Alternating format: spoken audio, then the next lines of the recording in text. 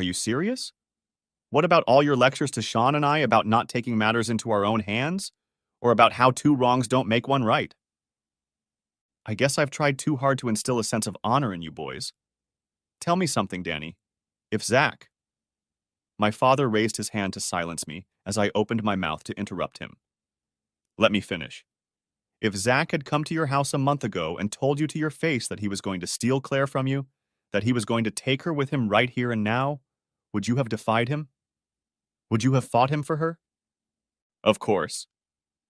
My father only raised one eyebrow. That was all it took for me to have an epiphany. Oh, good. I get it. About time, Sean said. The only difference is that the bastard didn't have the guts or decency to tell you to your face. True, but Claire shares the blame. She may even have been the instigator. The letters make it sound like she made up a lot of the shit they did, and I can't go and punch her in the face, right? No, you can't, but we'll deal with her in other ways, my dad agreed. But when it comes to your cousin, I don't care. He should have said no. Not only that, you were his friend. He should have walked away. Maybe take a closer look, but walk away nonetheless. But he didn't. Okay, consider me convinced. Let's think about how I can do this so I don't end up in jail. Next chapter. The weekend flew by faster than I thought it would. My family rarely left me alone. They made me make plans, with Dad and Sean's plans being slightly different from Mom and Mel's. It was the best thing they could do. It helped me focus and keep my pain and grief at bay. And perhaps most importantly, it turned my simmering, about to boil over anger into something cold, implacable, and decisive. Something constructive rather than destructive. Mom and Mel tweaked my ad and made sure it was placed not only in the local paper, but also in a free newspaper and another publication from a nearby town that was popular with the locals for its sports coverage. The ad appeared in all the newspapers the following Monday and ran every day for the entire week. Mom, God bless her abused heart, wanted to make sure the ad was seen by everyone in our town. Claire called several times and wrote me a long letter. I transferred the calls to voicemail where she left me essay-length messages. They all basically boiled down to the same thing. She loves me. Don't throw away our love and the 12 happy years we spent together. I snorted. Hadn't she gone through her things and found her love letters missing? I'd repacked her books, but still. Hadn't she figured it out by now? Is she so presumptuous that she thinks I don't know anything about her affair? Was she really trying to deceive me? To be insolent? Did she really know me so little that she thought my feelings could be turned off like a faucet? Apparently, yes. The only awkward moment was Sunday dinner at Mom and Dad's, and Claire showed up just as we were about to sit down to eat. Mel and Sean immediately took Maddie and Declan into the backyard, so they wouldn't hear what happened between my mom and Claire. Thank goodness they did, because Claire put on one hell of a show, crying and wailing. My already high regard for my mom went up another notch. She remained unconcerned with Claire's emotional game. Please, Ellie, you have to stand up for me. I don't know what's gotten into Danny that's made him act so irrational. Maybe he's having some kind of emotional breakdown. Please, I'm begging you. Please convince him to talk to me. He loves me. I know he does. He couldn't stop overnight. As far as I'm concerned, darling, he never loved you. There's nothing you can do about it. If you failed by word and deed to inspire him to love you after 12 years together, I don't see how one more conversation is going to make any difference. Now, if you don't mind, I have guests and dinner. And then she closed the door in the bitch's face. Next chapter. Monday evening, the first shit hit the table. Claire had either read or received the breakup notice, so at 5:30, a hysterical woman showed up on the doorstep, spouting the usual cheating bullshit. Lucky for me, Sean stopped by after work. The realization that he was there for me helped me keep my composure. I've never been more grateful for the family's "don't let Danny spend too much time alone" plan. I knew he would save me if it seemed like I was losing my self-control or deviating from our plan. Danny, you have to believe me. It's not what you think. I can explain. Honestly, did she really think I was that stupid? Maybe she was making excuses. After all, she'd managed to fool me for 12 years, but even so, what other interpretation could there be? Standing next to Danny, watching you walk down the aisle, is the most perverted, most twisted thing I've ever known. Or do you really want to have a baby with me? Did she really think she could convince me that it was innocent? Justified? Acceptable? Reasonable behavior? All of the above? Look, it doesn't matter, Claire. It doesn't really matter. It just shows that it's time to move on. Our marriage is over. No! Claire shouted so loud I was sure our neighbors heard. It looked like my mom was right. For some reason, Claire wanted to save our marriage. No, that can't be it. I love you, Danny. Please give me a chance to explain. You have to give me a chance to explain. I don't owe you anything, Claire, and explaining to you what you're doing with my cousin is a waste of time. I don't care. Please, Danny. Despite what you said, I know I hurt you and I really didn't mean it. Please let me explain. I sighed impatiently. I'd given that bitch a chance to explain herself, not because I wanted to hear her lie. Thanks to my family, I'd finally overcome that painful need. But because my mother had offered to give Claire the opportunity to, figuratively speaking, hang herself with her lies. Nevertheless, she would have to work hard. Gone were the days of looking at me with puppy dog eyes and getting what she wanted. What's the point, Claire? I need you to understand, Danny. If you let me explain, I know I can make you understand. I hummed again, glancing at my watch. Okay, I'll come over tomorrow night at 5:30. You'll have 30 minutes. My tone was harsh, making it clear I didn't want to. Thank you, Danny. You won't regret it, I promise. Where do you want me to meet you? Here. I didn't trust this slut as far as I could kick her with my little finger. I needed more than a recording from my phone. I wanted privacy, but I also needed witnesses in case things turned bad or she tried to lie about what was said or done during the meeting. If the recording was being done at my house, I could have someone from my family within earshot. Thank you, Danny. Thank you so much.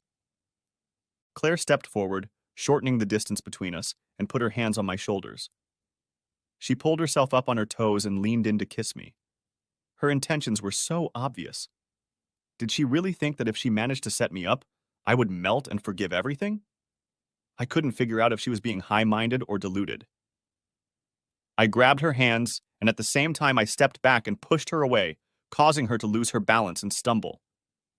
I flinched, letting my disgust show on my face. Please don't you dare show me any tenderness. I'm really sorry, it's just that I love you and I miss you, Danny.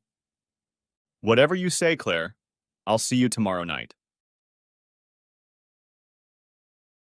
Next chapter. Tuesday dawned bright and clear with no warning of the unexpected turn the day would take. I was finishing work on a beautiful Jarrah wood kitchen countertop when I was contacted by a local radio station.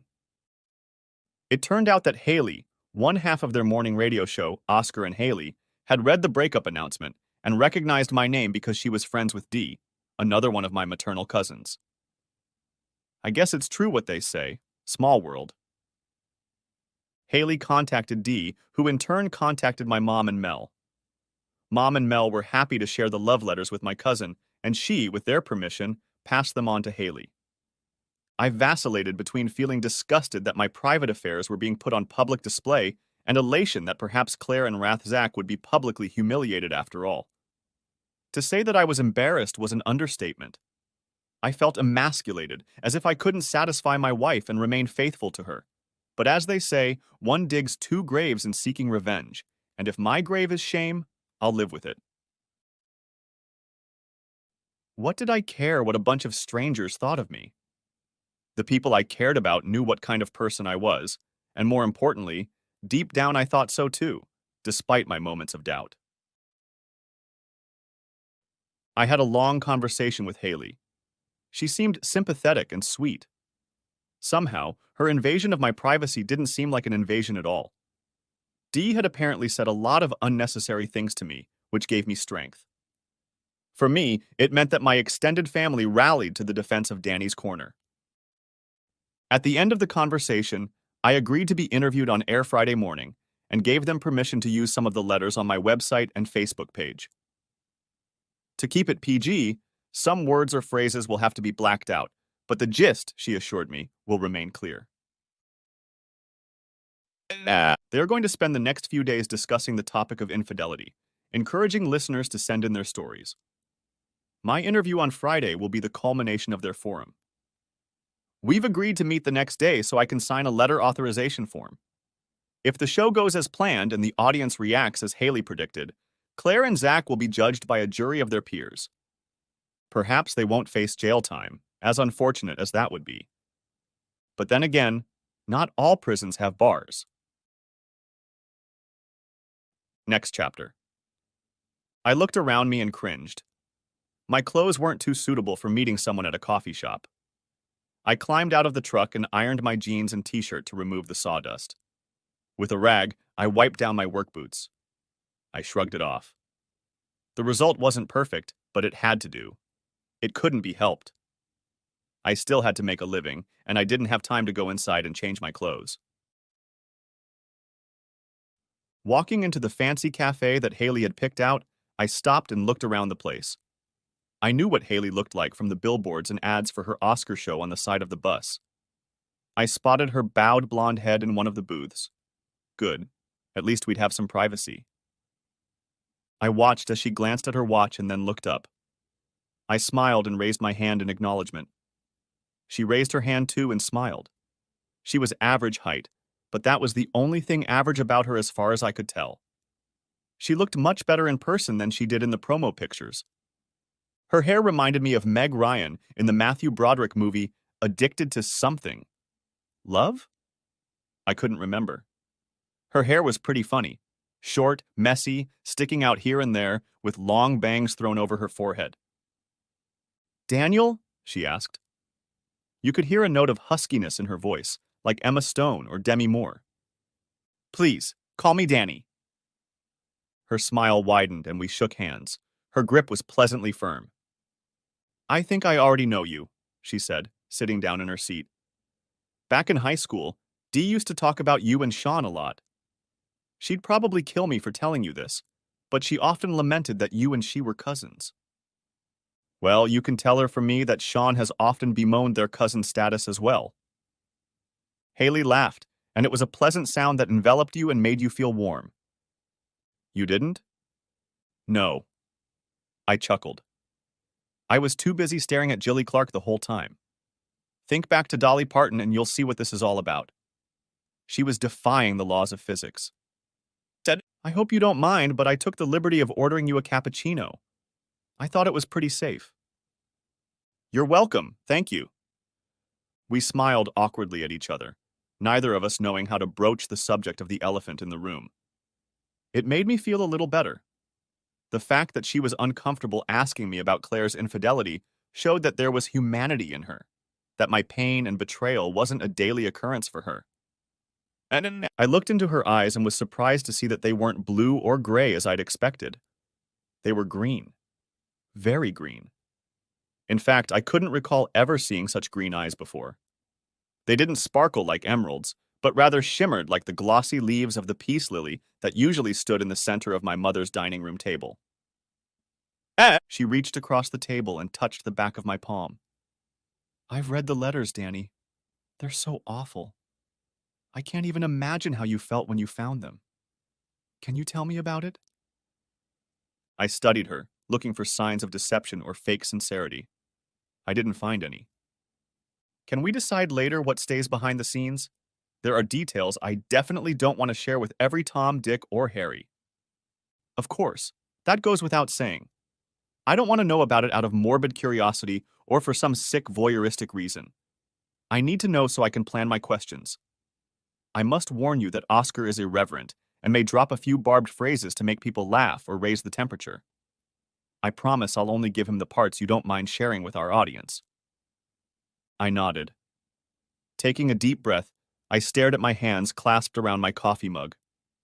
Thank God she'd ordered a large one. I needed every drop. I tried to look at her while I told my story but found I couldn't hold her gaze. But every time I looked at her, she was watching me, her expression serious but kind. I told her everything, not only about how I had found the letters, but also about Claire, who I thought I knew, and about our marriage.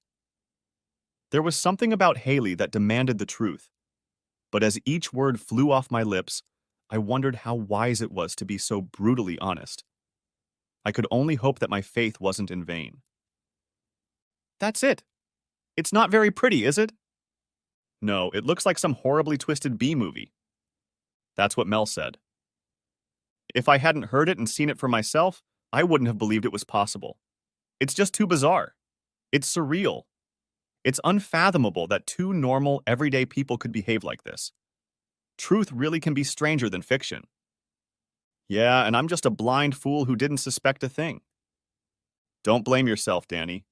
You didn't notice the signs because you weren't looking for them. And why should you? You thought you were happily married. When I was a communications major, I took some psychology courses and they had a name for it. God, what was that? Haley closed her eyes and frowned, tapping herself quickly on her forehead. I couldn't help but smile. The gesture looked cute. I got it. She lit up like a Christmas tree. It's called confirmatory bias or something. I raised my eyebrows. Geez, that sounds like an ambiguous expression.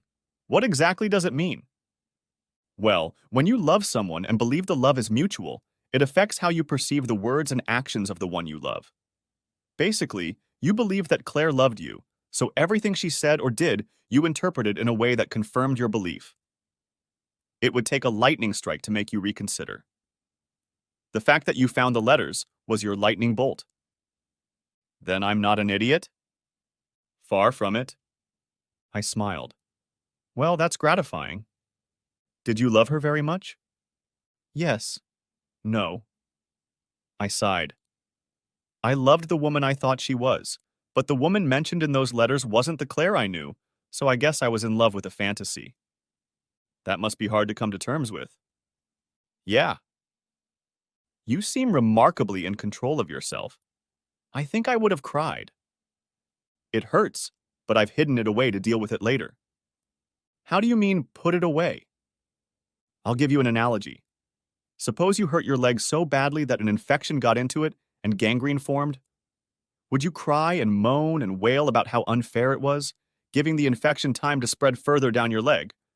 Or would you put the bullet down, amputate your leg, and mourn its loss afterward, knowing that at least you saved the rest of your leg? Oh, I see. Yeah, that makes sense. Like taking one bite at a time instead of trying to eat the whole loaf at once. I nodded, taking a sip of coffee. I held back a grimace of disgust. It was still lukewarm. What are your plans for the future? Do you have any? Have you given it any thought? To be completely honest, I feel a little lost, like a boat without an anchor. Until I found the letter, my whole life revolved around Claire and our marriage. It was all about fixing up the house, starting a family, the last big trip before we become parents. Now it's all in the past. I took another sip of my lukewarm coffee, gathering my thoughts in hopes I could express them in a way Haley would understand. I'm a carpenter. I specialize in interior fit-outs, things like kitchens, wood-paneled playrooms, restaurants, pubs, man caves, and so on. It usually goes like this. The builder or architect gives me some plans, I talk to the owner, and then design and build something to suit the space and their needs. Now it feels like the plan for my life, the plan I've been working from for the last 12 years, has been ripped out of my hands and torn to shreds, and I have to go and design a whole new life. It's frightening. Rationally, I realize that it will get easier from here on out. You just have to live one day at a time, but it's scary nonetheless. I mean, what are the rules now? What are the limitations? I need to rethink what I want my future to be. Haley reached out and placed her hand on mine. That's very profound, poetic even. We should try to incorporate that into your interview. We talked some more, exchanging ideas of questions she could ask me to steer the conversation in the right direction. I told her about my upcoming meeting with Claire, and we agreed to talk on the phone Thursday night in case we needed to change anything as a result of that meeting. I waited for Haley to settle the bill. She declined my offer to pay. I opened the door in front of her and walked her to her car, a small, sporty Renault. It suited her. Let me guess. That's your car across the road. I grinned. What gave me away? The fact that it's a truck? Or all those toolboxes? Haley hummed. Both were big clues, but your license plate Dan007 was the deciding factor. I laughed. Yeah, that's me, McCormack, Dan McCormack. Building license. Oh, and a comedian, too. What a gimmick. We laughed again and said goodbye. As I walked across the street to my truck, it dawned on me that for a few precious moments I was happy, truly happy. Next chapter. I frowned, stopping halfway through. I was going to check the time again. I rested my hand on the back of my chair and frowned even harder as my hands clenched into fists by themselves, my knuckles turning almost white from the strength of my grip. My throat ached, feeling an impossibly tight lump filling it. I tried to swallow it down and frowned at the pain. Gritting my teeth, I loosened my grip and unclenched my fingers, unsurprised by the indentation in the leather of the chair. Slowly, as if it were a huge weight, I lowered my chin to my chest.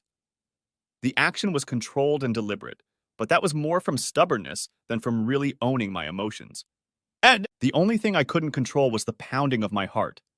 It puzzled me. Why was it rumbling like a freight train? Was it anger? Resentment? Nerves? Or the love I still felt for her? No, it wasn't that. The woman I loved was not the one about to knock on my door. This woman never existed. She was just a figment of my imagination, a mirage. But I mourned her. I missed her. I missed my delusion. Her loss had left a huge hole in my life. Breathe in. Exhale. Repeat.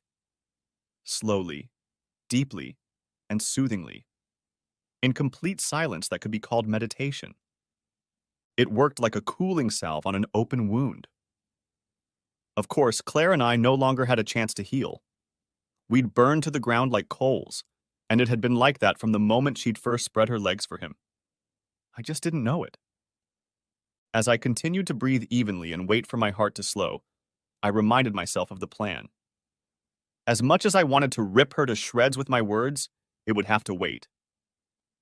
Claire would do the talking, and I would just take in what she said. I heard rather than saw Sean come up behind me. Taking one last deep breath, I lifted my head and turned to face him. With a reassuring smile on his face, he reached out and took my shoulder. All set. The video camera is pointed at the table and is already on. I charged the battery last night, so you're covered in case of a malfunction. Thanks for everything, Sean. He waved away my thanks. You'd do the same for me. Are you ready for that? More than ever. This better be over with. Sean nodded. So? I laughed. Yeah, I know. Bland, boring, and indifferent. You can do it, Danny. One conversation and the worst will be behind you. I barely had time to nod before there was a terrifying bang in the hallway. Sean and I looked at each other. He smiled and gave me a thumbs up when he saw me keeping a neutral expression on my face. I'll wait in the dining room while you let her in. I craned my neck one last time and stretched my shoulders, trying to release the tension that had built up between them before heading out into the hallway to let my traitorous wife in. One glance at her showed her unease. I got a kick out of that. Damn, it looked like her time at the spa had been wasted. What a shame. Claire, follow me. We'll have this meeting in the dining room. Oh, okay.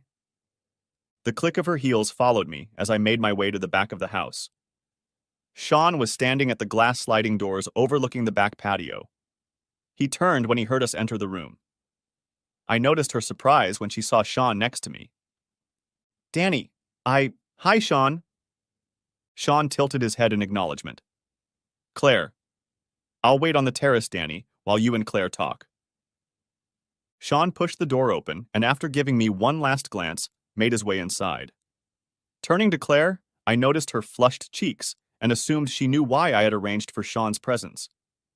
With him as a witness, she had no chance of pulling a stunt and accusing me of anything that could go against me in the divorce. Besides, it hid the fact that I was recording our meeting. Why do both? Can I get you something to drink? Water, please. I deliberately placed her glass where guests usually sat before taking my usual seat at the table. Perhaps the message would have been too subtle for her, but I didn't think so as she paused before sitting down in the seat I indicated. Carelessly, as if I had all the time in the world, I leaned back in my chair, taking a sip of water. I didn't speak or encourage her to speak. I just sat there, watching and waiting. Uh, I, uh, Danny, I'm so glad we can finally talk. I've missed you so much. I know you probably don't want to hear this, but I have to say it. I still love. Don't, Claire.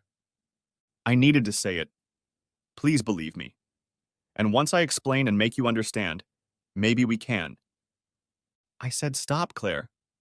I don't love you, and I don't want to hear your declarations of love. You've wasted your 30 minutes. Put that in your pipe and smoke it, you lying, traitorous bitch.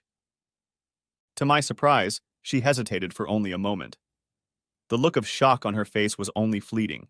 It came and went, and was soon replaced by a flash of annoyance, as if I were a naughty puppy who hadn't learned a new trick fast enough. Surely she wasn't so deluded as to think that all she had to do was tell me she loved me, and I would forgive and forget everything. She lowered her gaze to her hands holding the glass of water, as I guessed to hide her emotions. I don't believe you. I can't. You loved me too much to just turn it off like a switch. She risked a glance at me, but didn't find what she was looking for. Her statement genuinely didn't move me. She furrowed her brow and stared at her hands again. I'm sorry I hurt you, Danny. It wasn't part of my plans. I want you to know that it wasn't you. You didn't do anything. It was something separate to us. It had absolutely nothing to do with you. With us. She paused, as if expecting me to say something. I didn't. I wanted to. God, how I wanted to. I wanted to yell at her. Did you? Is that what you're saying? That you bringing a third person into our marriage has nothing to do with me? Next time you'll say it was for my own good. I braced myself harder against the back of the chair to keep from jumping to my feet and yelling at her. I'd really like you to explain to me how you're having fun with my cousin and that it had nothing to do with me. How it was good for me. For us. Explain to me how it wasn't a betrayal of trust. Wasn't a stab in the back. Wasn't mean and selfish. Instead, I took a sip of water. Danny, there's a lot you don't know about me. Things I never wanted you to know.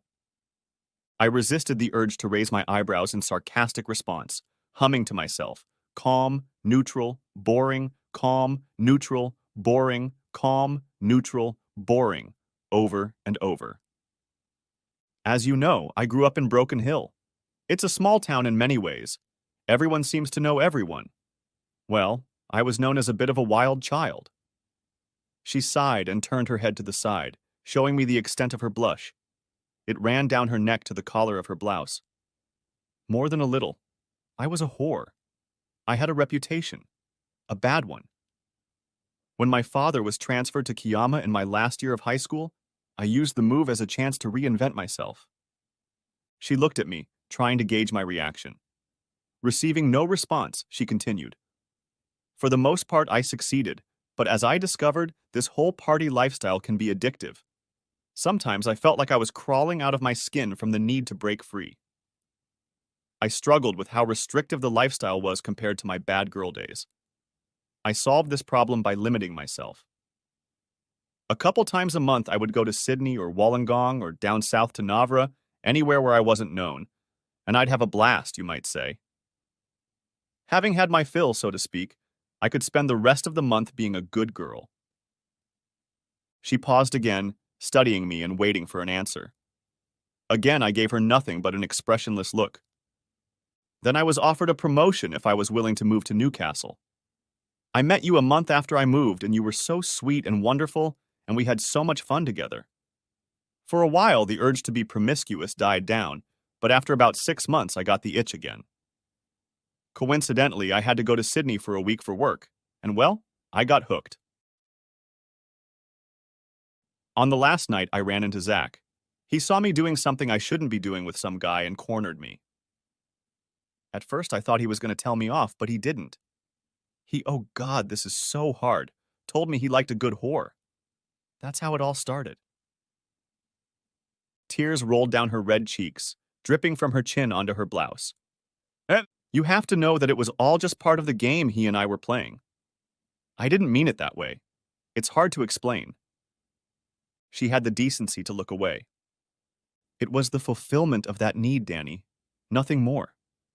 I didn't expect love and care and security from him. I didn't want that from him.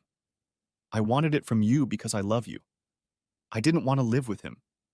You are the one I want to grow old with. I swear I never loved him. It was never the same with him as it was with you and me. I suppressed the urge to snort in disgust. I couldn't suppress my thoughts, however. They were silently berating her. So now you're schizophrenic. Well, thank you for that insight. Danny, please try to understand.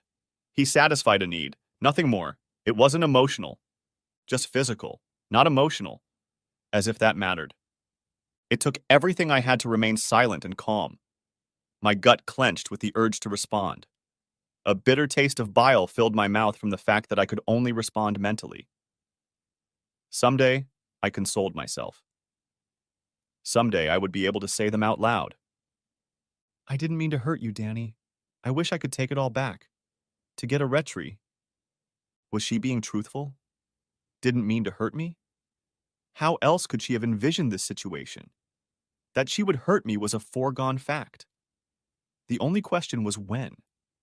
How could she not realize that? And once she did, there was nothing to be done. The horse left the stable. It galloped away, trampling my heart. Tears came to my eyes and slowly rolled down my cheeks. Were they real? Were they part of her game?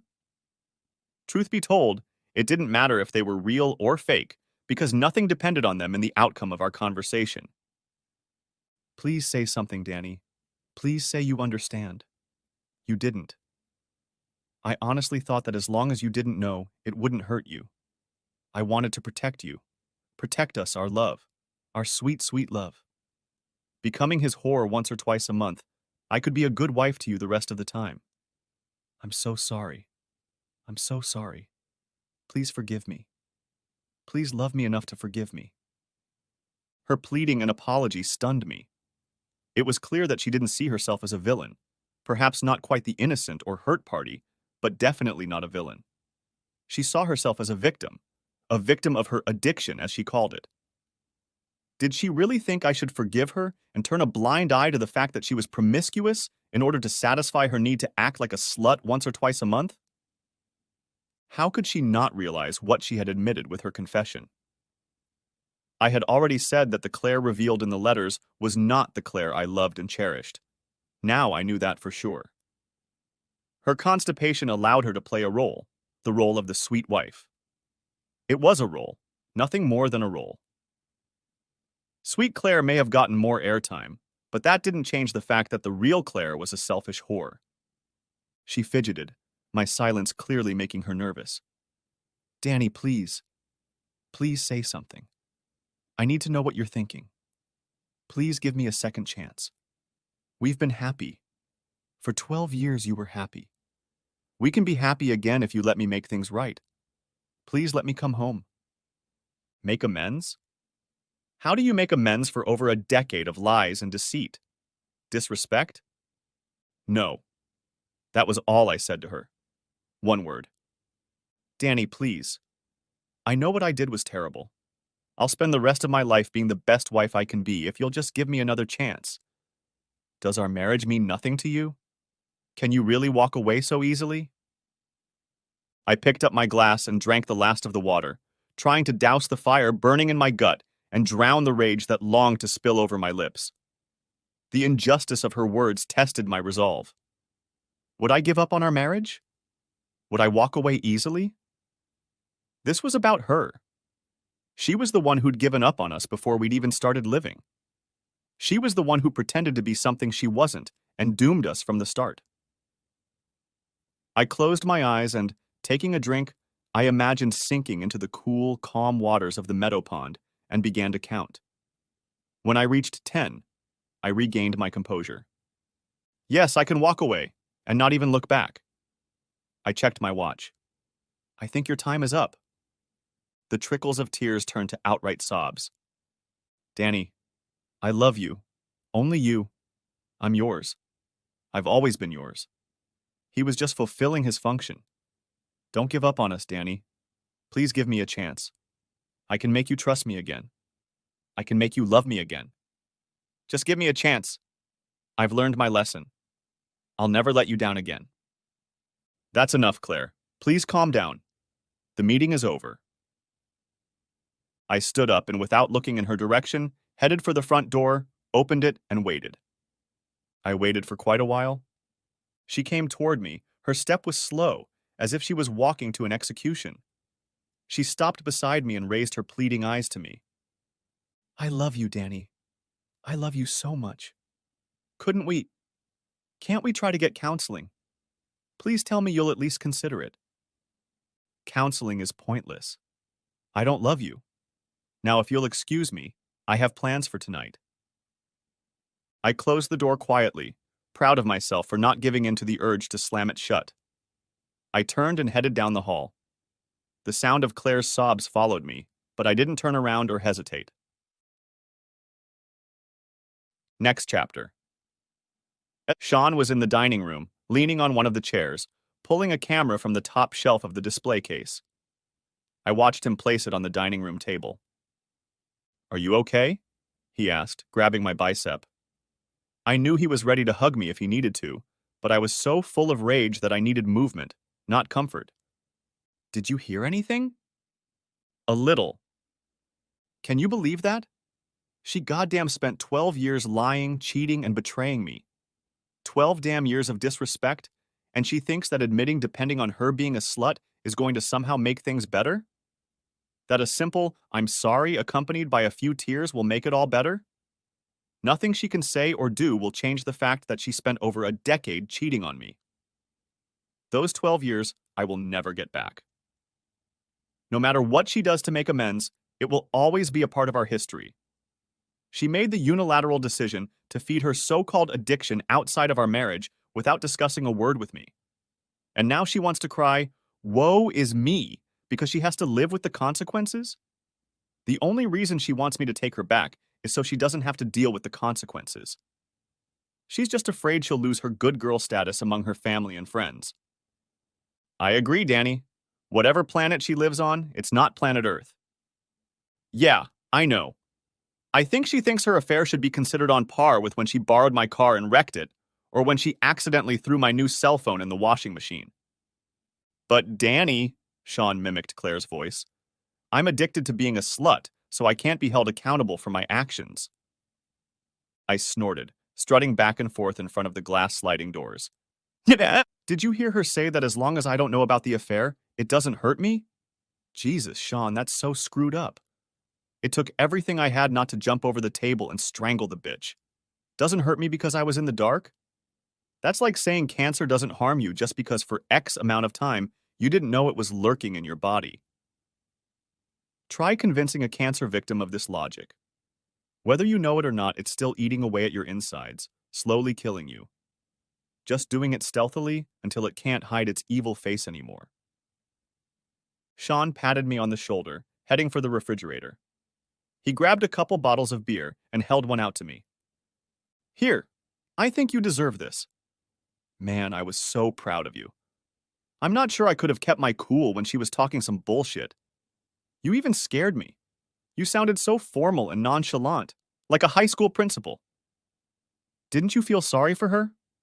Did you maybe think about sorting things out? No, not once. In fact, when I looked at her, I felt disgusted. All I saw was an actress playing her part.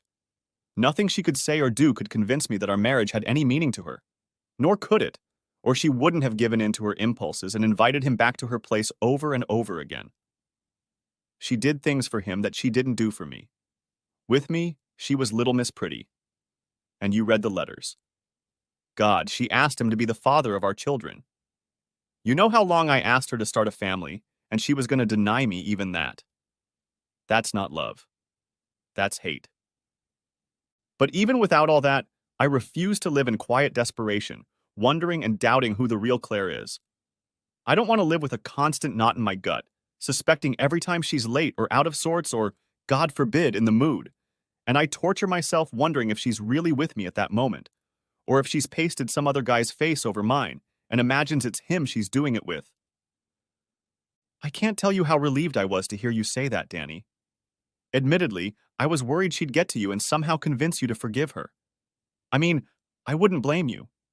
You put a lot of time and emotion into this woman, and I would support you if that's what you really wanted, but I just don't see any happiness for you if you go down that path.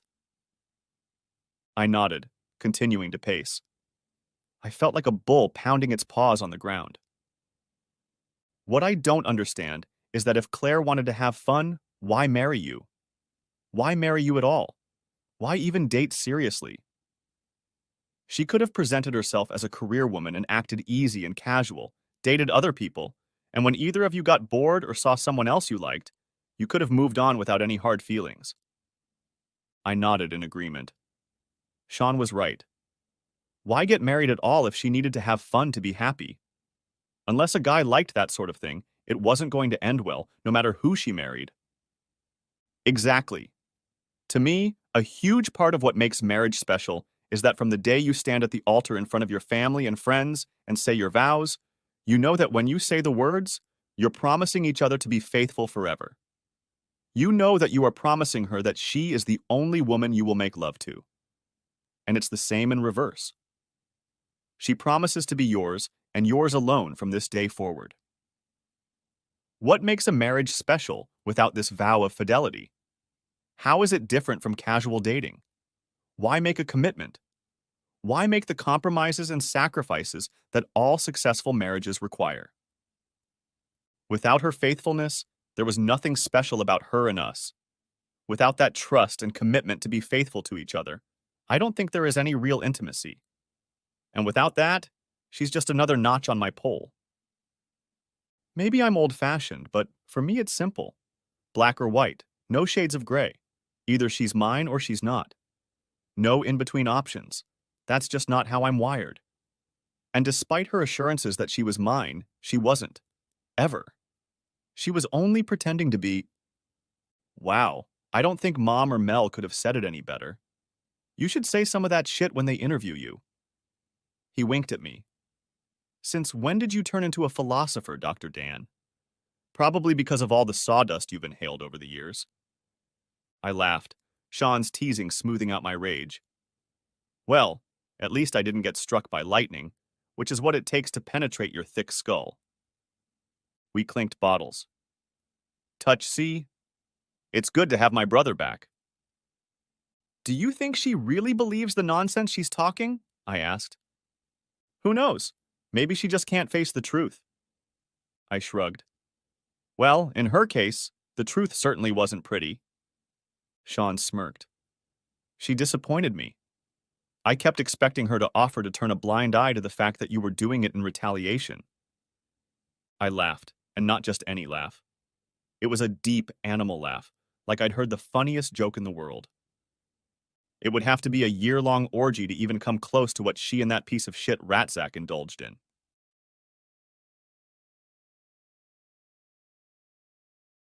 Next chapter. Thursday night, I sat on the back patio, enjoying the sunset, freshly showered, beer in hand, laptop in my lap, and talked to Haley on the phone. I briefly told her about Claire's visit, not wanting to escalate the situation. While we talked, I opened my email and read Haley's latest questions, discussing my answers with her. Knowing my intention to feign indifference, she had phrased them in such a way that I could speak philosophically rather than reveal the full depth of my hurt and anger. I just hoped I wouldn't lose my cool and give away my strategy when Oscar started asking questions and making impromptu jokes. We couldn't use all the letters. Some of them, if we took all the X out of the text, only a few pronouns and maybe the word they would remain. If you go to Facebook, you can see them. We started uploading them this morning, releasing one an hour. Same thing on our website. There will be a few more coming out in the next couple hours. They're getting a mile of comments. Most people are horrified. There are jerks who think it's normal, and one or two who joke that they'd like to get the number of whoever the bird is. And don't worry, I made sure we blacked out Claire's name and your name on all the pictures we used, so she can't sue you or anything. I'm not on Facebook. Haley chuckled. Why doesn't that surprise me? But you should think about it, if not for your personal profile, then for business. Give me a second and I'll email you the ones we used. Moments later, the email landed in my inbox. I opened the first three, and it turned out that Claire, Ratzak, and I couldn't be identified by the letters. This was a big deal. I wasn't about to shell out big bucks to that lying bitch for blabbing to some fancy lawyer that I had invaded her privacy. In letters and interviews, I'll be a D, Claire will be a S, and Ratzak will be an R. Not using the Z for Ratzak was some insurance, but any family members or friends of ours who asked for a copy of the letters from my mother or Mel, and they assured me that many did, would know who I was referring to. I was sure word would spread from there. With any luck, Claire and Ratzak would be so disgraced they'd leave town. I was comfortable with what I'd done. I wasn't out for revenge. In a way, the means had found me on their own. I simply intended to give people honest and straight answers to questions, not whitewash their actions. In my opinion, if they don't think they did anything wrong, they have nothing to be ashamed of.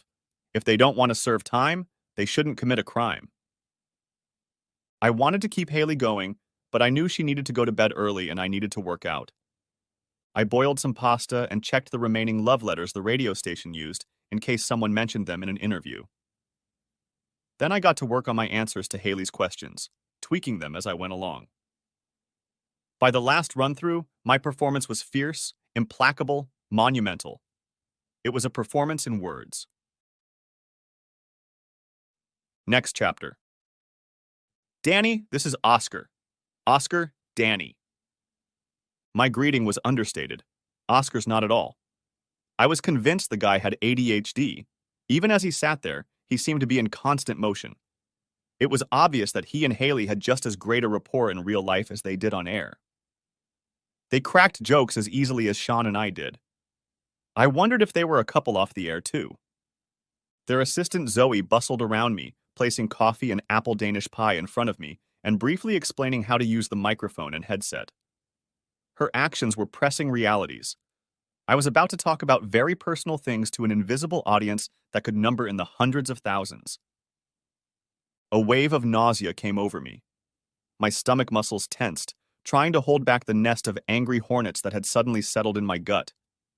I couldn't tell if it was through my navel or my throat that these pesky critters were seeking freedom. All I knew was that I wanted them to settle down before I embarrassed myself. A commercial was running. As soon as it ended, I turned on. I looked at Haley in a panic. "It's going to be okay, Danny," she whispered. "Everyone's nervous. Once we ask the first question, the nerves will disappear." I nodded, not believing I wouldn't squeak like a mouse if I tried to speak. Haley took over the introductory and initial part of the interview, and she was right, though by the third question, I forgot that there were thousands of people listening to me. She led me down the path we'd chosen, and I was glad I was able to use the analogies of gangrene and project plans to avoid sounding like a complete idiot. "So, D," Oscar said, "forgiveness was never on the agenda? You don't love S enough to forgive her for her weakness?" Instead of answering that question directly, Oscar, I'd like to turn it around. Why couldn't she love me enough to remain faithful? Or at least, love me enough to be honest? Good point, but man, I have to ask, how did she get away with it for 12 years? Did you walk around with blinkers on? Oscar, I guess in a way, yes. A friend of mine who studied psychology as part of his degree explained it to me. I glanced at Haley, who was glowering. I think it's called confirmation bias, though I shouldn't quote it to you. Jesus, what is that? Oscar laughed. It sounds ominous. It doesn't mean you're a sociopath, does it? Should I call security or use my ninja techniques? Haley snorted. Ninja techniques? Yes, I'm an origami master. I can fold my enemy into a pretzel. I couldn't keep from laughing. Then I'd better behave myself. I don't make good pretzels. In all seriousness, I'm a salesman, and I'm used to reading plans, not personalities. I'm not a psychologist, so cross your fingers for me that I don't get my explanations wrong. Anyway, the bottom line is that when you believe someone loves you, you interpret what they say or do in a way that supports that belief. I looked at Haley for confirmation. She gave me a thumbs up. So you're saying that for 12 years, you believed she loved you and thought only good things about her, and it blindsided you when you noticed signs of her cheating? Yes, that's roughly what happened. I grinned. Now that I've been offered that explanation, I'm sticking to it. That way I feel like less of a gullible fool. Folks, we have a switchboard full of calls wanting to talk to Dee, so please be patient and we'll get back to you. Hello, S. What do you want to ask D? Can't you find it in your heart to forgive R? The woman's voice was squeaky, which could pass for nervousness to those who didn't know her. But I knew her. The caller was my Aunt Sally. He is your cousin, after all. Too bad R couldn't bring that up every time he arranged a meeting with my wife or wrote her a love letter. Too bad he chose to forget our kinship every time he lied to my face and stabbed me in the back. So no, forgiveness is not an option. I'm afraid he's out of my life forever.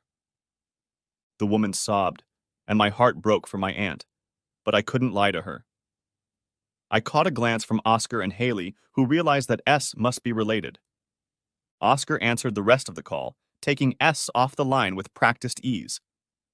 Haley murmured to me, "Are you okay?" I nodded, though my heart clenched. I hoped there wouldn't be too many calls like this.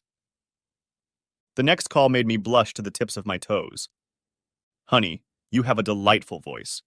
If you ever get tired of building things, you should consider a career as a radio host. And if you need some comfort, give me a call. Oscar laughed. Well, thank you, B. We'll be sure to get your data for D on the air. I'm sure you'll do the battered ego of Deed a lot of good. I thought Oscar was joking, but 2 minutes later, Zoe was grinning from ear to ear as she placed the note in front of me.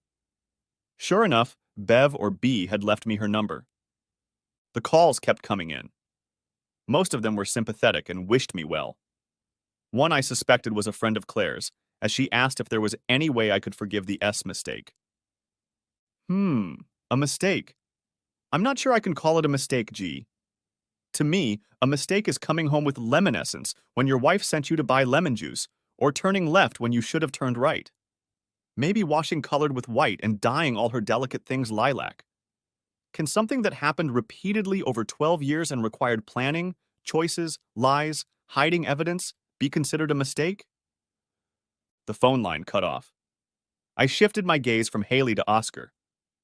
Oops, looks like we lost the G. Many of the calls offered advice on how to cope with the loss, from meditation to sand therapy to going into the wilds for a while. One even suggested using puppets representing key players to deal with my irritation. Oscar, of course, couldn't resist a Muppet joke, likening Ratzak to the Cookie Monster. I wanted to protest. I always liked the Cookie Monster as a kid. According to Haley and Oscar, the segment was a success. Zoe laughed, agreeing. Only Justin Bieber and Hugh Jackman got more phone numbers. Dude, sounds like you'll get enough consolation to get by. Next chapter. Unsurprisingly, the interview didn't go off without a hitch. At 5:30, my soon-to-be ex-wife, blazing with anger, pounded on my door. Daniel McCormack, open the door this minute. I looked up to see my father, the designated babysitter for the evening. The show's starting. Just don't give her what she wants, Danny. And she wants a reaction, so don't give it to her. Deny her. Let your words be cool, calm, and collected. I nodded. That's it. I walked down the hallway and opened the door. I even managed a smile. Good evening, Claire. How could you? How could you share my letters on the radio? You're the reason they're all over Facebook. She yelled at me, 2 red blotches staining her cheeks. If looks could kill, I'd be reduced to ash. They were mine. They were private. You had no right to show them to anyone. I smiled. At last we were seeing the real Claire. Private? Really? Whether you're talking about the apartment or this house, the fact is that you kept them in books on the bookcase that I or any guest in our house could take from the shelf and leaf through. This certainly supports my argument that you did not expect them to be confidential. In fact, without making any special effort to conceal them, it could be argued that you wanted them to be found and shared. You shouldn't have shared them anyway, without asking me. I shrugged. I was just following the precedent you set when it came to making decisions regarding our marriage. Besides, I've seen a lot of love letters online. They evoke warmth and emotion in most people. You're obviously not ashamed of yours, after all. You've kept many of them for years. So what's the problem? Don't pick on me, Danny. I sound like a slut. I shrugged and smiled, raising an eyebrow. What I did may have been wrong, but it wasn't hate. What you did was cruel. Maybe it was wrong? With a question mark? It wasn't hate? Asking another guy to be the father of our child wasn't hate or cruel? What planet does she live on? I almost spat out my thoughts, but as soon as I opened my mouth, my father whispered in my ear, "Stay calm, cool, and collected. Don't give her a chance to react." Whatever you say, Claire. Her lack of emotion clearly infuriated her. Her face flushed even more red than it had when I opened the door. I'm going to make you pay for this, Danny. I'm going to go to a lawyer first thing Monday and take this house away from you. I'm going to throw you out on the street. I'm done pretending. I'm going to make you pay through the nose for humiliating me. How about we save you some time and move out this weekend? You can move out, take over the mortgage payment, and the laborers needed to complete the renovations. The court will make you pay half. You might even have to pay spousal maintenance. Not likely, Claire. You watch too much American television. It's not like that here. You earn a good salary and can support yourself, so you won't be facing spousal support. As for the mortgage, my parents have offered to help me, but it won't be needed if I move in with them or Sean temporarily. Why should they help you? You're able-bodied, you can work, and you make good money. There's nothing wrong with you. Oh, but there is, Claire. I'm afraid the stress and worry of your betrayal has messed up my thinking, and I made a mistake at work today and hurt my back. Not true, but I had an old sports injury that made itself felt from time to time, and I had to wear a belt to support my lower back. That's bullshit, Claire hissed. I shrugged. Whatever you say, Claire. I watched as she tried to think of what to threaten me with next. What method of attack would she resort to get her way? Suddenly, I got tired of her and her games and decided to follow through. Sure, Claire, we could always just jump to the finish line, split the spoils, and sell the house as is. But if we do that, none of us will be left with nothing. I shrugged again. I could see that it annoyed her, so I mentally marked that I would do that as often as possible in all future dealings with her. So what? It's just money. I've worked too hard to let it go to waste, she hissed. I swallowed the contemptuous laugh that built up in my throat. Had she worked too hard? She'd planted a few herbs and rose bushes. What about all my nights and weekends? Then buy me out and you can finish the renovations yourself. Claire narrowed her eyes and looked at me. What did she think I would do? Wither like a flower under the warmth of her gaze.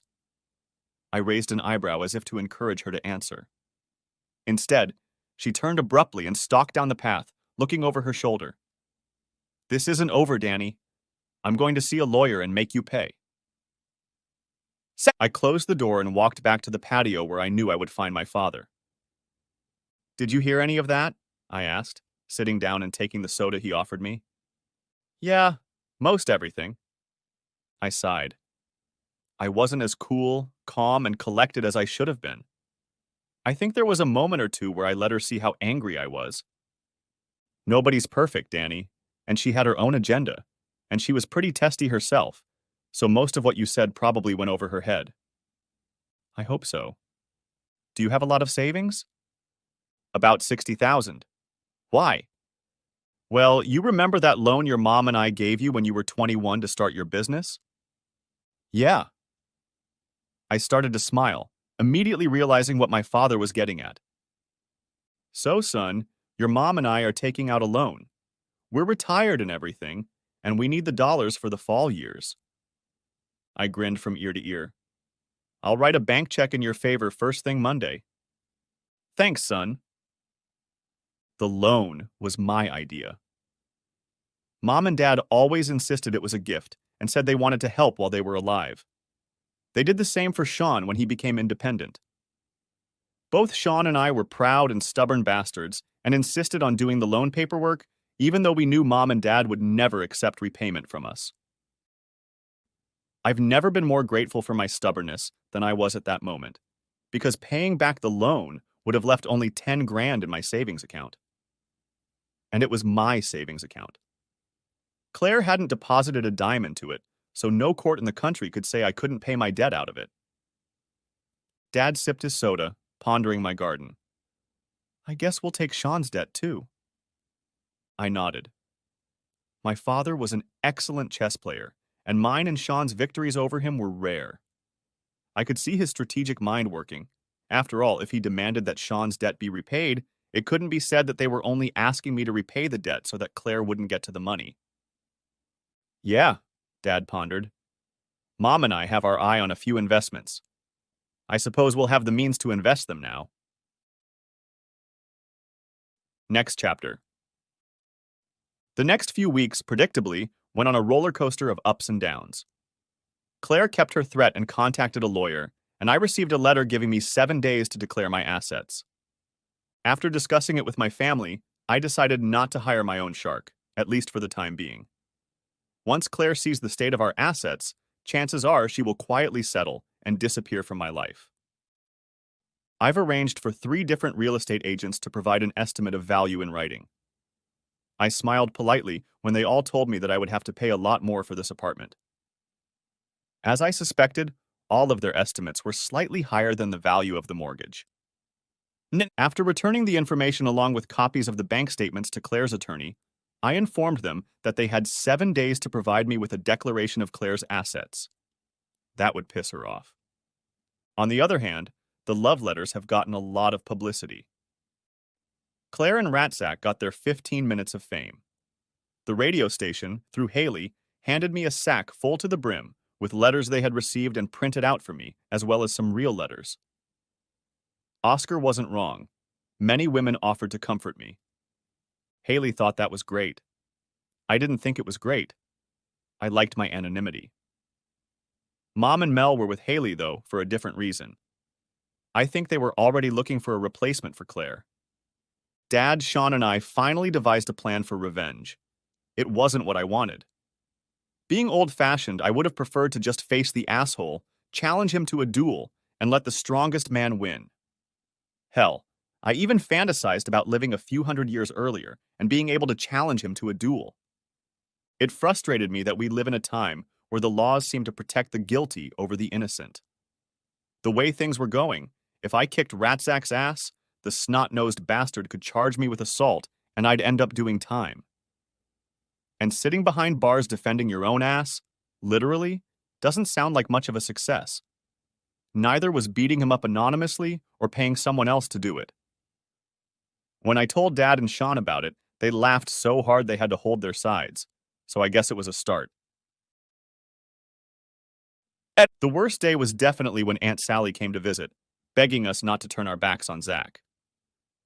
She cried, telling us that he was being shunned by everyone and everything.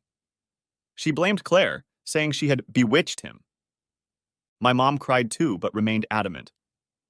Sally, I understand that you need to support your son, but please don't talk to me like I'm stupid. Bewitched? It wasn't 1 or 2 isolated incidents. It was years and years of lies and deceit. He deserves banishment for the depth of his betrayal towards Danny.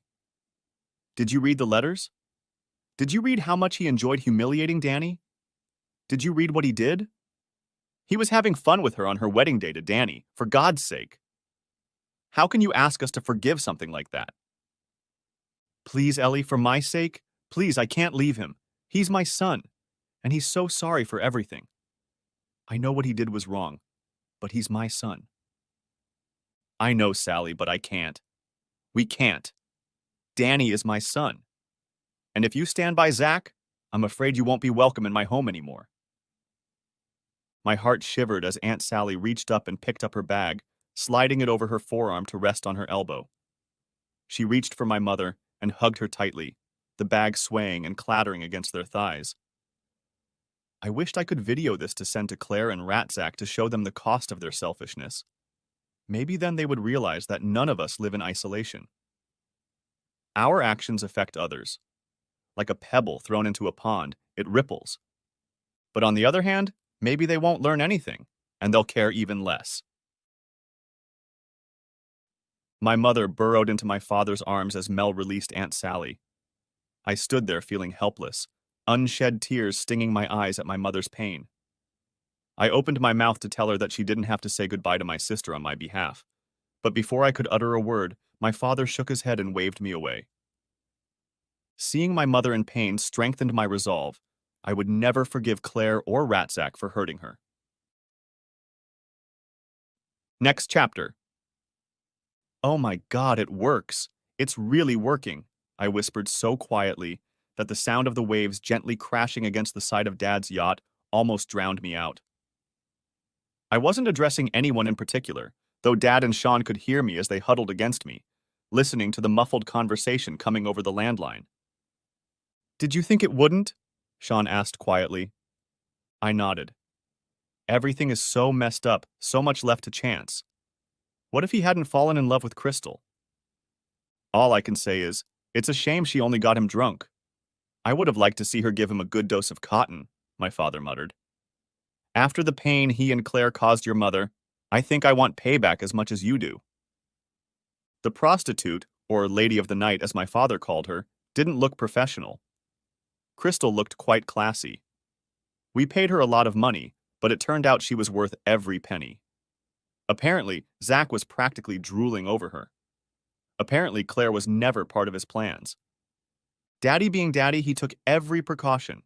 He even made Crystal sign a non-disclosure agreement. I bet it was a first for her.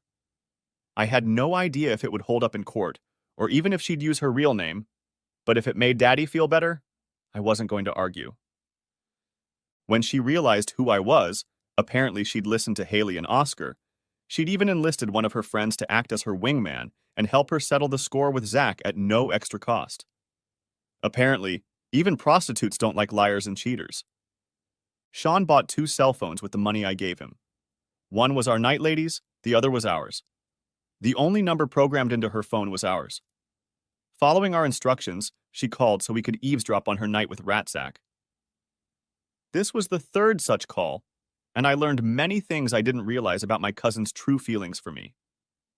He called me a Boy Scout and a boy wonder, and shared quite openly with Crystal and Amber what he had done. He didn't show the slightest bit of remorse. He even bragged about how he was taller than me for a long time. He told his mother so much about how sorry he was. He cursed me for causing his banishment by his family and friends. Said I was a spoiled, pretty boy who always had everything handed to him on a platter. It made me scratch my head. I'm a pretty boy? Sean was a little pissed off, too. Neither of us had suspected that his jealousy and resentment was so deep and rooted in his childhood.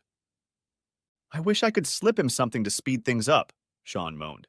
That freak drinks like a fish. At this rate, it'll take Crystal and Amber until midnight to get him drunk. And here I was hoping we'd get to do some fishing tonight. I hummed. You just want to see him shit his pants.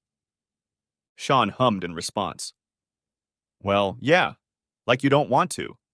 This was your idea. Remember? Patience, you two. Good things come to the one who waits, though I'm looking forward to shit too.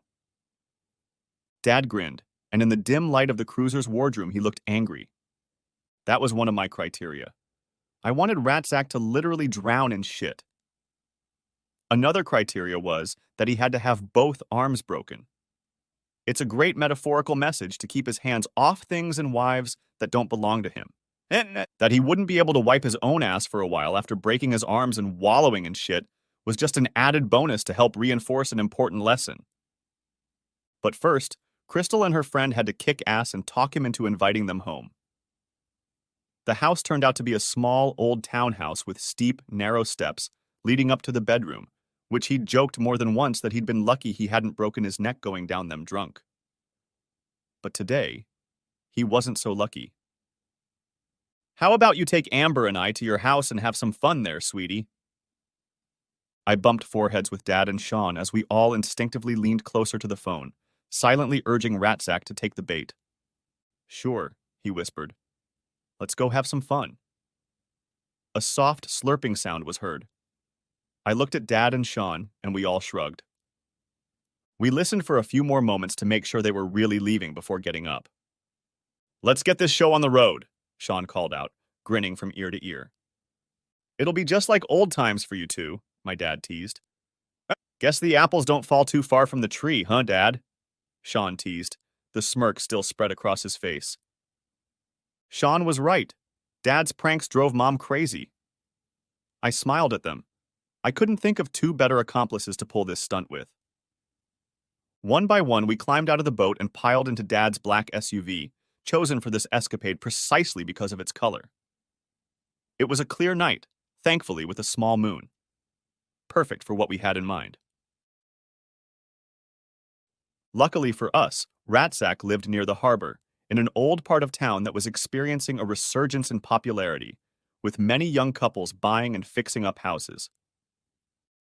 Rathzack's little terrace was in the far corner of the suburb, beyond which lay the harbor itself.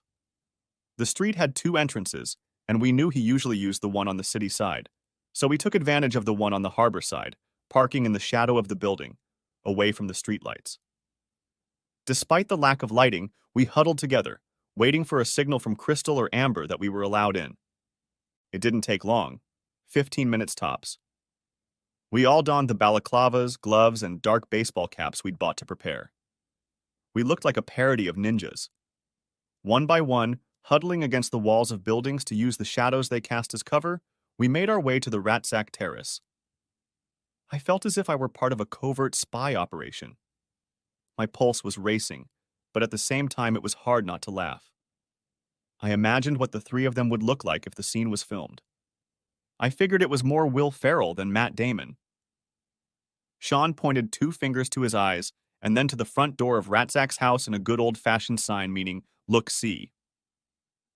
The girls, as instructed, graciously left his door ajar. We slipped inside and silently made our way to Ratsack's kitchen. We could hear music, mumbling and giggling upstairs where the master bedroom was. He must have thought he was in for one hell of a debaucherous night with two pretty birds, although given the amount of alcohol he had consumed, I wondered how he was going to do it. I pulled the baseball bat out of my pant leg. I leaned it against the wall. Neither of us looked at it. This part of the plan was the hardest part. "I'll go downstairs and get us refills." I couldn't tell if it was Amber or Crystal who spoke, but it was Crystal who appeared at the foot of the stairs. The ever-cautious Dad put his fingers to his lips, signaling her to be quiet. Nodding, she headed to the refrigerator and pulled out 3 slides of dirt. Perfect. The Swedish tang of the laxative would cover the taste of the laxative better than Ratsack's usual poisons of beer or cruiser vodka. The dexterity with which she opened them said she was far from drunk. She let the caps slump across the countertop and brought one bottle to her lips, swallowing a generous gulp. Dad pulled out his contribution to the evening's festivities, a laxative he called industrial strength. It was stronger and faster than anything you could buy without a prescription. He went to the doctor complaining of severe constipation and came out with a prescription. Crystal brought the slide over to her father, and he sprinkled a few crushed pills into it. Winking at her father, Crystal placed her thumb over the opening of the bottle and gently twirled the bottle back and forth to dissolve the powder. Wiping her finger on a tea towel, she gave us another wink and then headed back up the stairs. We listened to the clinking of glasses and merriment, and it wasn't long before Crystal returned for more. She and her father repeated their ritual. It took 6 more rounds to use up all the ground laxative. As Crystal climbed the stairs for the last time, Sean covered his mouth with his hand to suppress a laugh. "He'll shit through the eye of a needle," he sighed. "That's if he doesn't explode first," my father whispered, equally amused. "Come on, sweetie, drink up," we heard Crystal urging. 5 long minutes passed. It was agonizing. Finally, both girls came down the stairs without looking tipsy, much less drunk. If drunkenness were an Olympic sport, this couple would be medalists. "He's out of the game," Amber whispered, though it probably wasn't necessary anymore. "Have fun, boys. It was a pleasure doing business with you." Once they were out the door, we tiptoed up the stairs, with me leading the way. Ratzak was lying face down on the bed, his jeans around his ankles. Perfect. Another excuse as to why he fell. Out of caution, I slapped his cheek and then his ass. No reaction. He was out of it. I flipped him over and turned him so that I was straddling his upper torso. Sean grabbed his legs. It was awkward, and I almost fell myself, but we made it down the stairs without incident. Zach didn't make a sound. He really wasn't himself. We laid him down at the bottom of the stairs and I got the bat out. This was the hardest part. I took a few deep breaths, remembering all the things he'd done to Claire, all the things he'd despised me for, all the betrayals, all the times he'd looked me in the eye and lied to me. I imagined my mother crying, saying goodbye to my sister for the last time. I remembered how he made me a party to his lies for his own amusement. I thought about how he had entertained Claire on my wedding day, how he had rejoiced in getting her pregnant, and how I had unknowingly raised his child. And that's when I took a swing. Dad put his hand on my shoulder. "It's good that you don't enjoy doing harsh justice, but I don't want you to ever regret it. The punishment is well deserved." I staggered to my feet and nodded, unable to speak. For a while we all looked at each other, not knowing what to do. Should we walk away? Wait a little while until the fireworks started? "I think we should leave now, guys." We left as quietly as we had come. Not a word was spoken until we got back to the cabin. We all laughed, but it was forced. I hoped even more that my father and brother would never regret helping me get justice. When my father took us out to the open sea, Sean and I cut up our clothes, gloves, balaclavas, and caps and threw them overboard. The bat lived on the boat. Dad used it on those occasions when a shark was hooked, and I simply replaced it in a small utility closet. We anchored, cast the line, drank brandy, and talked about everything in the world except what was occupying all our thoughts. Next chapter. "Oh my God, you guys won't believe what happened at work today," Mel exclaimed as she threw her purse on the kitchen bench and joined us on the patio. As soon as Declan and Maddie heard their mother, they abandoned Sean and me, leaving us lying on our backs on the lawn where we were playing wrestling with them. "Mom," I rolled onto my side. "Well, I guess that shows where we are." Sean chuckled. "Be thankful for small mercies. In an hour, they'll get bored with Mommy and want to tickle Daddy and Uncle Danny some more. Rest and recover while you can." For a moment, my heart clenched. I wondered if I would ever have the opportunity for my own child to be bored with me. I jumped to my feet and held out my hand to Sean.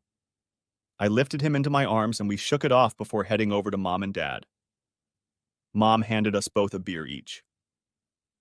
Moments later, we were joined by Mel, who sat the kids down in front of the TV with a movie on. Nemo should keep them occupied for a while. "So what happened at work?" Mom asked. "You're not going to believe this. The paramedics brought Zach in with broken wrists. Apparently he got drunk and fell down the stairs. But..." Mel burst out laughing. She tried to calm herself down. "But the interesting thing is..." She was at a loss for words again. He... Oh my God." Once again, she couldn't keep laughing. "He crapped his pants!" She howled, covering her mouth with her hand. "He has the worst case of diaper rash." Mel was already crying, so hard she was laughing. We all laughed, and I resisted the urge to look at Sean and Daddy, keeping my eyes on Mel. "Diaper rash?" I asked. Mel wiped her face with her fingertips and nodded. "Yes, he's been lying in his own filth for so long that he's developed the worst case of diaper rash. He became the laughingstock of the whole hospital." "Karma. What goes around comes around," my mother murmured contentedly. I smiled. The universe had given me a bonus in the form of diaper rash. He always drank too much, my father added, smirking. Next chapter. The months that followed proved to be a long and horrible journey. Claire was true to her word. She took the gloves off and intended to make me pay for making her love letters public. Apparently, it was up to other people to forgive, not her. Of course, her anger was fueled by the fact that the letters refused to die a natural death. Like a bad odor, they kept coming back. It seemed like every other week they appeared on some forum or social media. There was even some joker parodying them on YouTube. As far as I was concerned, it went viral. Their persistence kept Claire on her toes, and she was determined to ruin me. First, she tried to get half of my loan payments to my parents, but the court ruled that the debt had to be paid off before she got her share of the savings. Her next step was to evict me from the cottage, but the judge saw no reason to change the status quo, especially after I offered to go to mediation to settle our financial differences, saving the court time and money. Mediation worked against Claire. The more I withdrew, the more she became enraged. More than once, the mediator had to ask her to calm down. She tried to get a stake in my business but failed because my parents forced me to organize it. Another piece of wise advice for which I will forever be indebted to them. After one particularly scathing text message, sent late at night and prompted, I believe, by a new wave of social media views and comments on many emails, I went to the next mediation session armed with a list designed to embarrass Claire. I scored points for her lack of savings. She, like me, was supposed to be saving 10% of her income, but according to her bank records, she hadn't put aside a dime since we moved into the house, while I was saving far more than we'd agreed. The mediator, who was actually a woman, was shocked when I listed the number of shoes, 57 pairs, that Claire owned. I left that up in the air for a moment, and then added the number of designer handbags she had in her closet at the time of the breakup, 127 pieces, and asked if she wanted to give me access so I could pick out 30 or 40 as part of the division of her estate, since that was all she had to show from her supposed savings. The mediator eventually convinced Claire not to try to get half of my $10,000 in savings, saying that in light of my evidence of how I had paid for virtually everything but groceries throughout our marriage, she would recommend that the court not penalize me for being diligent in saving money, and Claire would not. By the end of the year, however, I had had enough of these games, and I got Claire to agree to sell the house unfurnished. I didn't need it anymore. I wanted to move on with my life, so that nothing around me would remind me of the disguised devil that was my wife. The mediator was supportive of the idea. The condo was sold fairly quickly, and I must confess I took great satisfaction in the fact that I got to hand Claire a check for a little over $1,000 when it was all wrapped up. That equaled about $100 a year for our marriage. I could live with that. With the money side of things sorted out, I filed for divorce. I sent Claire to her job, not so much out of a desire to humiliate her, but because I didn't know where she had spent the last 12 months. It was of my own free will. I needed the distance. The first night, just a few days before I applied, when I realized I had spent the entire day without once thinking of her, the feeling was indescribable. There are no words in any language known to mankind to convey the sense of elation I felt. I felt the way I imagine a dying person should feel when they are told that their disease is in remission. I actually cried. I rested my forehead on the table and sobbed like a child with gratitude. Wave after wave of tears poured out of me, but I didn't fight them. Not this time. I didn't fight them because they weren't tears for Claire. They weren't tears for the loss of my marriage. They weren't tears of resentment and hurt, or even anger and rage. They were relief. Pure, unadulterated relief. It was the knowledge that there would be life after Claire. Maybe even love after Claire. It was the final cleansing of my heart. A final release of negative emotions. They were washing away everything that connected me to Claire. They weren't harmful. They were healing. They were freeing me from my past, and I let them flow. And when they finally subsided, I laughed. I was free. Of course, there were still some details to work out, but emotionally, in every way that mattered, I was free. It was a powerful feeling, a life-changing feeling. That night was a beginning, a real new beginning when I was finally able to sleep through the night. I was finally able to enjoy my food and truly taste the food that was passing through my lips. And best of all, I finally felt peace. It was so healing, so therapeutic, that I did my best to nurture it. I didn't want to go back to obsessing over Claire and our sham marriage. And at some point, I realized I no longer felt compelled to tear Claire to shreds with my words. I got what I wanted. Indifference. Complete and utter indifference. Through it all, my family had been supportive, putting up with my mood swings, my rants about Claire's latest antics, my bad days when I despaired that this nightmare would never end. I don't know how I would have made it through without their love, patience, and support. Ratty left town without ever suspecting that I was the one who broke his wrists and got his ass burned by shit. It just goes to show you don't drink yourself into oblivion. I heard he moved to Sydney. In a weird way, I felt sorry for him. Our family was large but friendly. There were lots of birthdays, anniversaries, engagements, and weddings, and he was no longer on the guest list at any of them. And he had to bear the guilt that his mother wasn't invited either. I hoped it was weighing on him. One of the bright spots this year was Haley. We'd become friends. One night she asked me why I no longer felt the need to talk to Claire about what she had done. As I put my feelings into words, I realized it would be pointless. Claire wouldn't hear me. She wasn't capable of it. At best, it would have been an accusatory altercation that would have gotten us nowhere. At worst, it would help her justify herself to herself.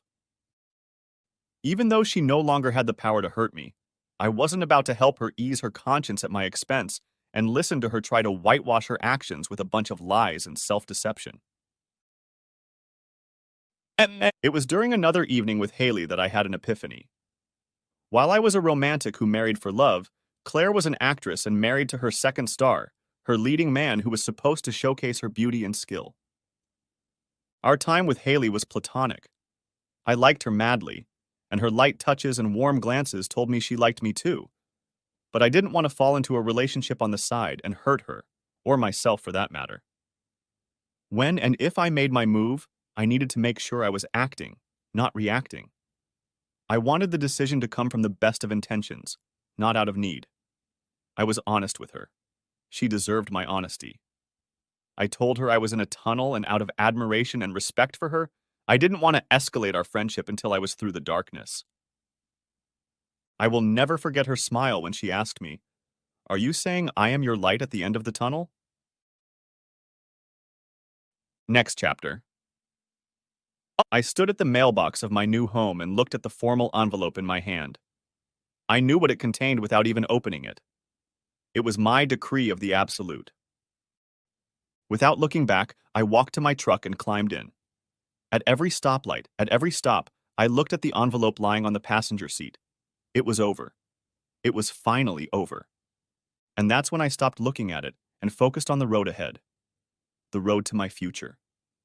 Who knew how things would work out with Haley? Not me. Not her.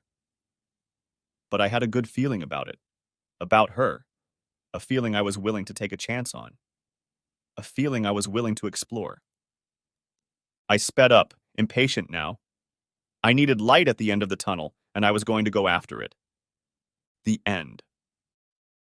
If you haven't watched the first part of this video, the link will be in the description. Thanks for watching. I hope you enjoyed it. So subscribe to my channel and watch the next video.